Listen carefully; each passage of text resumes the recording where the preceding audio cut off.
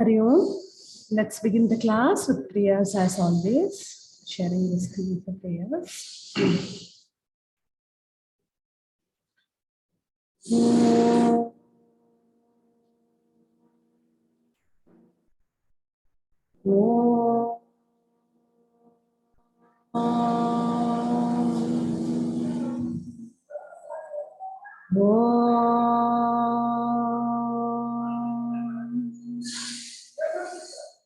Om Shri Ganeshaya Namaha.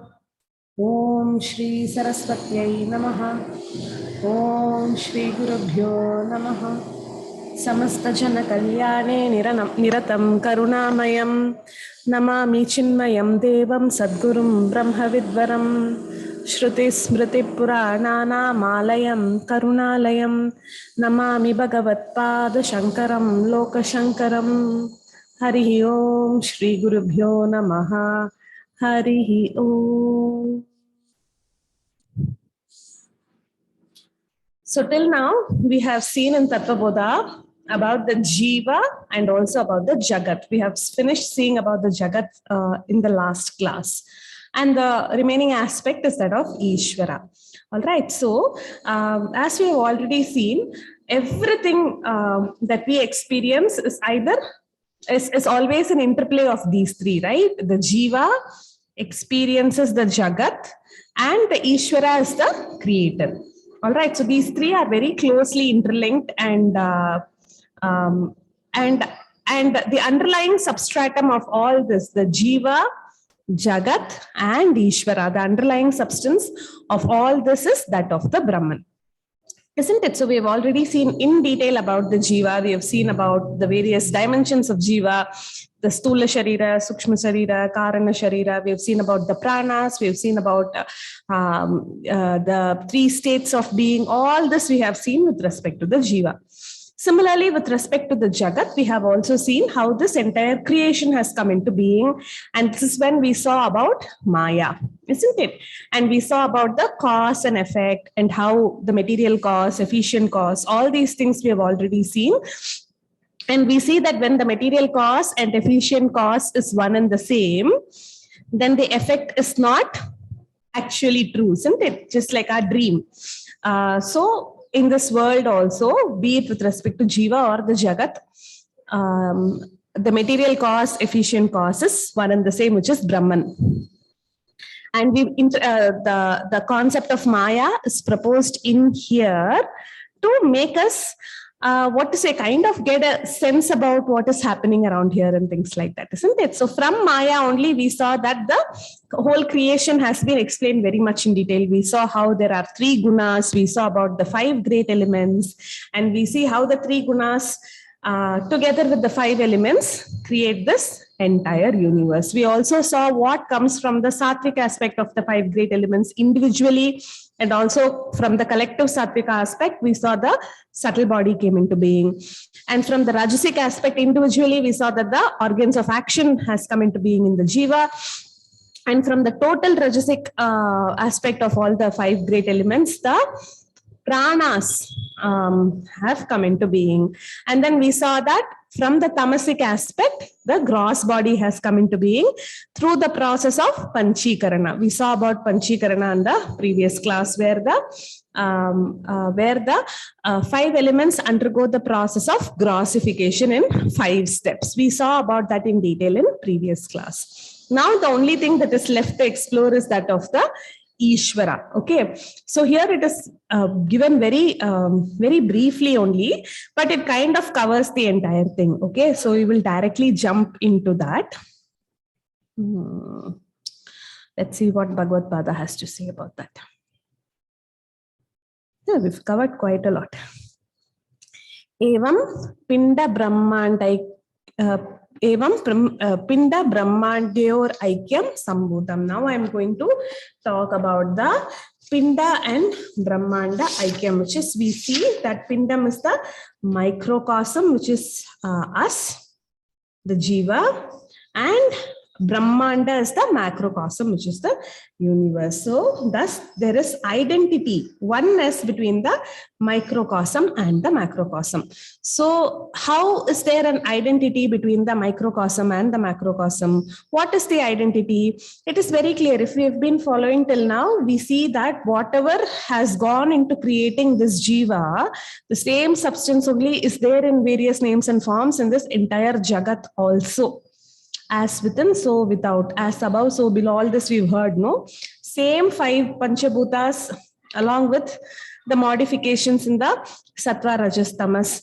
Only that we are made of. And everything around us is also made of these 5 great elements along with the different proportion of the 3 gunas. So there is actually, we are a part of the whole.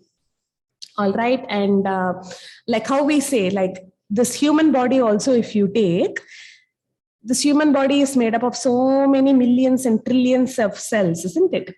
And every cell by itself is a complete entity, isn't it? The cellular unit itself is a complete entity by itself, but all these cells come together to form the complete human body. Like that, we are also, the Jiva is also a complete entity by itself, and all these Jivas come together to form the macrocosm, which is the universe. Okay, so actually, if you see, we are not different. It is like saying, the hand is saying, oh, I am the right hand, I am different, left hand, you are different. We both, can't see each other eye to eye. We are like, what is good for you is not good for me. What is good for me is not good for you. Does it make sense between the 2 hands if they feel like that? It's the same for us also. All beings, we are together forming the part of this macrocosm. So we have to be very careful, very mindful about our thoughts, words, and deeds.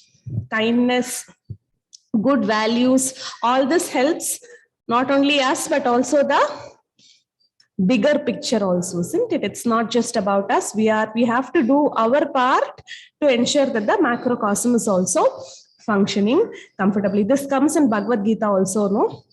About the chapter where we talk about yajnas, how every being has to contribute to this wheel of existence, isn't it? Every small cog has an important part to play, and if it doesn't function properly, then the whole mechanism collapses, isn't it?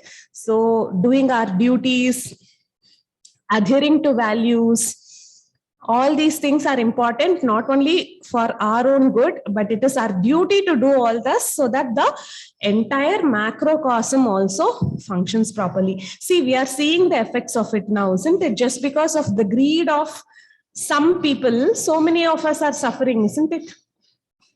This whole climate issue, pollution, all this, it's the greed of the few. Because of it, the collective is suffering, not just humans. Every being on this planet is suffering because of that, isn't it? It doesn't mean that we have to like not do any industrial activities. No, that's not what is meant. It is about making sure whatever we are doing, it is dharmic, it is ethical. That is why all these are important. When we go to school or college, all this moral instructions period, ethics period, they're all just like substitution periods only for maths or other important subjects, right? But these are the most important subjects.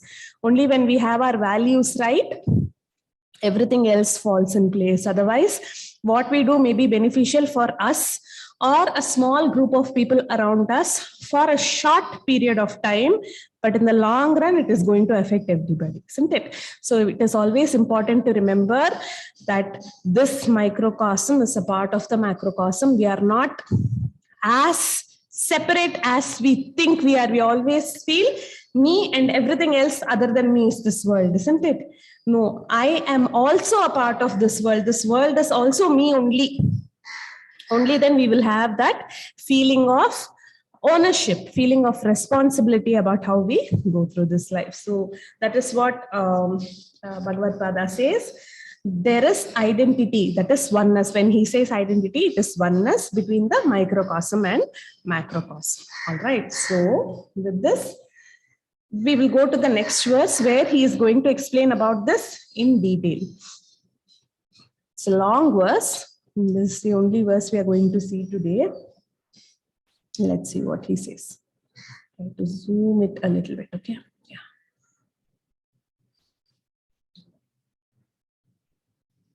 Tola Sharirabhimani Jivanamakam Brahma Pratibimbam Bhavati. Sa eva Jiva Prakritya Swasmat Ishwaram Bhinnatvena Janati. Avidyopadi San Atma Jiva iti uchyate. Mayopadi San Ishvara iti uchyate. Evam Upadhi Bedat Jiveshwara Beda Drishti. Yavat Paryantam Tishtati Tavat Paryantam Janma Maranadi Rupa Samsaro Na Nivartate Tasmat Karanat Na Jiveshwaryor Veda Buddhi Svikarya. Long verse, so we will see what he says over here. It is the actual translation of it is the reflection of the truth. Truth, we always saw truth, Brahman, all these are the same. The reflection of the truth, which identifies with the gross body, is called the individual Jiva. We will see the explanation and then we will reflect on it in detail. Okay. This individual by nature considers the Lord, that is Ishvara, to be essentially different from himself or herself. The self, conditioned by ignorance, is called individual, and when the self is conditioned by Maya, it is called the Lord. Their difference is due to conditionings. So long as the notion that individual and the Lord are essentially different remains, till then there is no redemption from samsara, which is in the form of repeated birth, death, and so on. Due to that reason, the notion that the individual is essentially different from the Lord should not be accepted. So what Bhagavad Pada is saying is, the difference between the Jiva and the Ishvara is because of the conditioning of the Brahman. Okay, Brahman is the same in both Jiva and Ishvara. In that essence, we are not different at all. But the conditioning that Brahman undergoes, apparent conditioning, okay, there is no actual conditioning. Apparent conditioning that the Jiva undergoes, the Brahman undergoes, for Jiva is different from the apparent conditioning that the Brahman undergoes for Ishvara. It is only the conditioning that differs over here. In essence, there is no difference. So long as we keep thinking, I am different, the Lord is different, or the God is different, Ishvara is different, till that notion is going to remain in us, we are going to keep on repeating this cycle of birth and death and birth and death and birth and death, not only in this human form, in whatever form we are going to acquire as per our karma. If we are going to go on, if we are going to keep hanging on to the notion that I am different from God, the Jiva is different from the Ishvara, then the cycle of birth and death is going to be repeated. So to get out of this, please let us not encourage this differentiation is what, this thought differentiation is what Bhagavad Pada is saying over here. All right. So let's see about this in detail. Okay, before that, this is a very important topic that we are going to take. And it is now, we have to be very clear that we can say, I am Atma, I am Brahman, all this are okay. But it never becomes, I am Ishvara. Okay, I am not God. I'll say what is the difference over here. Okay, all right. So this is what Guruji also keeps saying. We can always say, I am Brahman, Tattvamasi, all this is okay. But it is never, I am Ishvara. That is not there. Okay. So what is this Upadhi that Bhagavad Pada is talking about, and what is the difference? Okay, so suppose there are two actors. Okay, two actors who are, one is going to play the part of a beggar, the other is going to play the part of the landlord. All right, there are two actors and they are going to play these two different parts. Unfortunately, just before the play starts, the actor who has to play the part of the landlord actually forgets his identity. He's only remembering that he's the landlord. He's only remembering that, okay. So the drama and all, everything goes on well. They are playing their respective parts. He's remembering all the dialogues. Everything is played to the T. But after the drama gets over, no, he's still acting as if he's the landlord. He's like, why are you people still here? Get out of my property. This is my building. I own this. What are you all doing here? Everybody is surprised. Like, why is he behaving like that? He's just acting, right? He's not the actual landlord. But the other actor, he remembers. He's like, after he finished playing that role, he throws away his dirty clothes and then he wears nice clothes happily. And he's just all set to go out for dinner. And he's also surprised. Why? What has happened? We were only playing roles. And now he's acting as if he is the actual landlord, which is not the case. Same thing only is happening between the Jiva and the Ishvara. Okay. Jiva does not remember that he is Brahman. The conditioning that Jiva has is that of avidya, ignorance. Remember when we saw about the powers of Maya, Avarana Shakti, Vikshepa Shakti, Maya has completely taken over. The Jiva has forgotten its original nature, which is that of Sachidananda.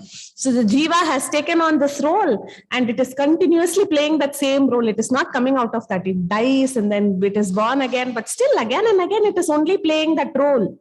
It is not remembering who it really is. It is completely under the influence of Maya. And this conditioning by the Maya is of the nature of ignorance. Whereas in the case of Ishvara, Ishvara is also conditioned by Maya, but it is predominantly sattvic, so it doesn't bind. Just like how the actor knows, the actor who's acting as the beggar knows that he's not actually the beggar, he's only playing that role. Similarly, Ishvara is not under the influence of Maya, like how the Jiva is. Rather, Ishvara is lording over the Maya. Maya is under Ishvara's control.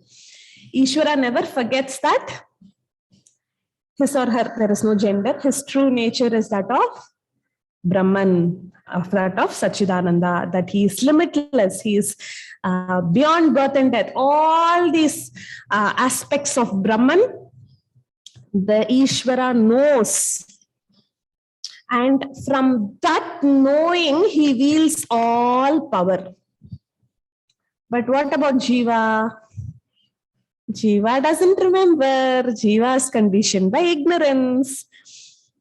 So there is this difference. So in essence, we both are what? Brahman only.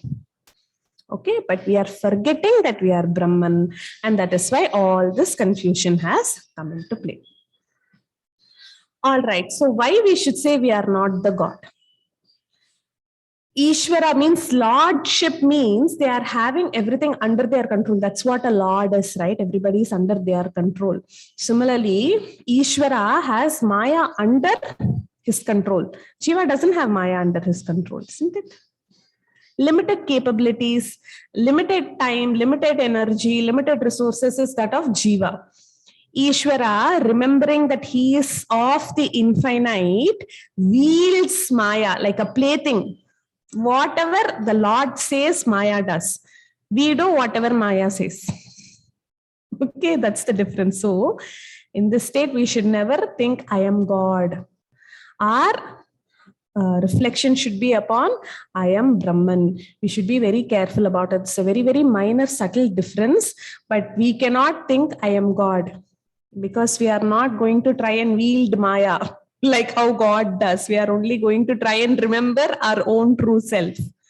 All right, and from there, let's see where it goes. But always remember, our reflection should be that of, I am Brahman, I am Brahman, I am Brahman. This is what the reflection should be. All right, so what is our takeaway from all this? So we saw about the Jiva, we saw about the Jagat, and we've seen about the Ishvara also. Here, Bhagavad Pada is not talking too much about Ishvara, because enough and more has been said about, we all know about God. At least this is not the scope in this text. This is not a bhakti text. It is a Vedantic text. So he is only highlighting it from a Vedantic point of view, that Ishvara. So the formula is very simple. Brahman plus Maya is equal to Ishvara. Okay.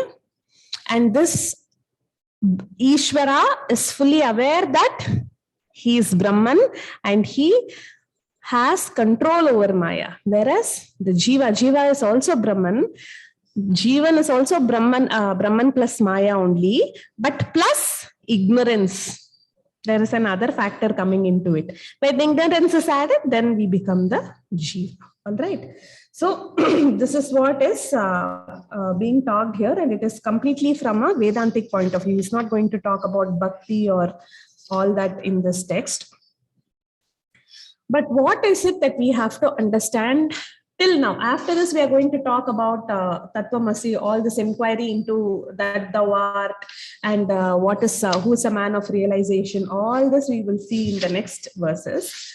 But what we have to have are key takeaways till now. All right. Very simple. Everything that we are experiencing is not actually true. It is a very hard-hitting thing to digest, because what we are experiencing feels very true for us right now. But it is not actually true. All this is only a drama that is unfolding out. Okay, this drama is a product of our own mind only. Okay, we are only creating all this drama.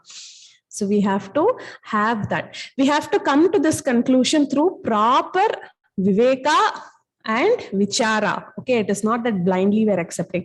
What are the steps that has led us to this conclusion?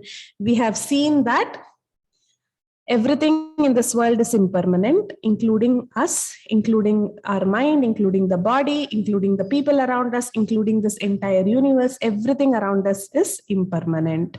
For something to be, I'm just repeating the same thing, but it is very important that we keep repeating so that the reflection settles in. Every time we'll be seeing the same thing with a little bit more understanding. So see how the quality of reflection also improves with more and more knowledge slowly being added into us. Okay.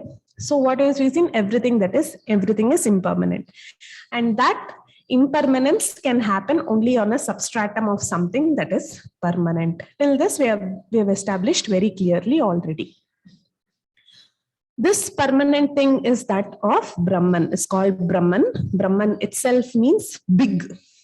Big is used as a noun over here. It's not an adjective. Okay, it's a noun which is beyond the perception of the mind. If I just say it is big with respect to what we can't, the mind cannot comprehend these notions of limitless, infinite. We cannot comprehend those concepts, right? So it is that big, it is that infinite, and that is the substratum of all these names and forms happening around us.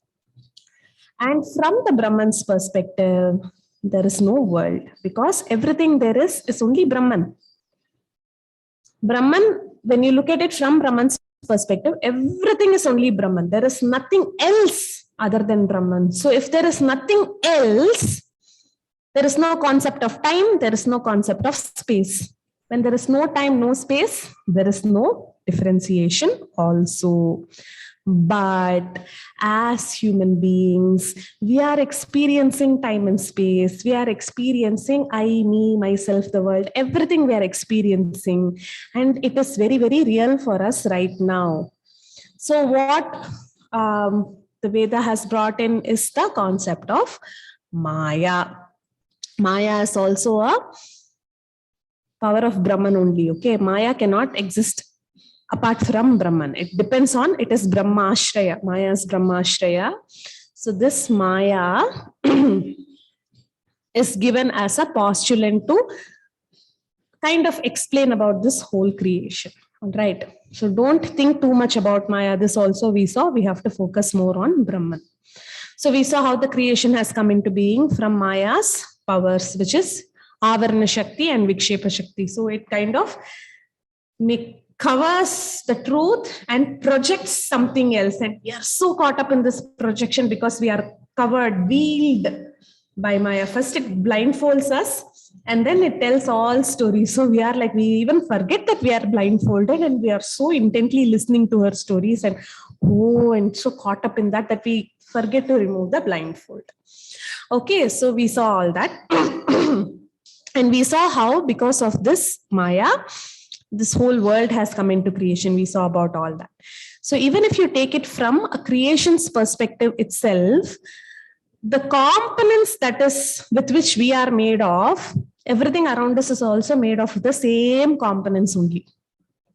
There is no difference. Same 5 elements exist inside me. Same 5 elements exists around me. Same 5 elements is there in everything that I see. So if you take it from this perspective also, we are not different or separate from one another. If you take it from the Brahman's perspective, only Brahman is there, nothing else is there, and everything, everyone around us is Brahman only in our true essence. So in that sense also, we are one. So the driving concept behind all these verses that we have seen till now is that of oneness. Oneness is not the same as sameness. Being one is different from being same. Okay. So much differences exists around us. Because of this differences, we are experiencing so many varieties every single minute, and everybody's experience is so different from another person's experience, isn't it? And through all this experience, we are experiencing the powers of Brahman only. Brahman is experiencing itself through all these names and forms. And if we keep remembering that all these are only experiences, and I am not any of this, I'm not even this body and mind or this individual that is going through all this experience. I am that Brahman, which is always permanent, infinite, Satchidananda Swarupa. If we go on reflecting on that more and more, we will not get too caught up in this everyday madness. All right. Life will become more and more easier, joyful, happier, and ultimately, whether today or any other day, when we start questioning about why we are here, then we will start having all these questions, all these doubts, and then slowly we will inquire. So another thing that we should remember is, just because you are interested in this, it doesn't mean that people around you will also be interested in this, and they will also want to know what is this Brahman, Atman, Maya, Ishvara, Jiva, Jagat. No, they may not be interested. They will come to it when they are ready to experience all that. All right. So keep reflecting upon that Brahman. And then the next verse, we are going to see more about Tattvamasi. All right, Tattvavar we are going to see. So this concludes Jiva, Jagat, and Ishvara. All these three we have concluded. Ultimately, in all these three cases, Bhagavad Pada reiterates that don't have this notion of separateness. Even in this verse, that's what he has concluded, isn't it? He has said, the notion that the individual is essentially different from the Lord should not be accepted. Even when he concluded about the Jiva, he said, so we are not this Stula, Sukshma, Karana, Sharira, we are not any of this, we are Atman, we are Brahman. In everything, he is concluding with the same thing. So the idea behind understanding all this is, don't be caught up with differences, especially in today's day and age. Let's not be caught up with differences. Let's reflect upon that one single truth, of which we all are. The essence of all of us is that one single truth, which is that of the Brahman. So with this, we will conclude the chapter on Ishvara also. And next, we are going to look into inquiry into the statement that thou art. Very interesting next. Okay, so we will conclude with this closing prayers. Om Purnamada Purnamidam Purnat Purnamudachyate Purnasya Purnamadaya Purnameva Vasishyate. Om Shanti Shanti Shanti. Harihi Om Shri Gurubhyo Namaha. Harihi Om.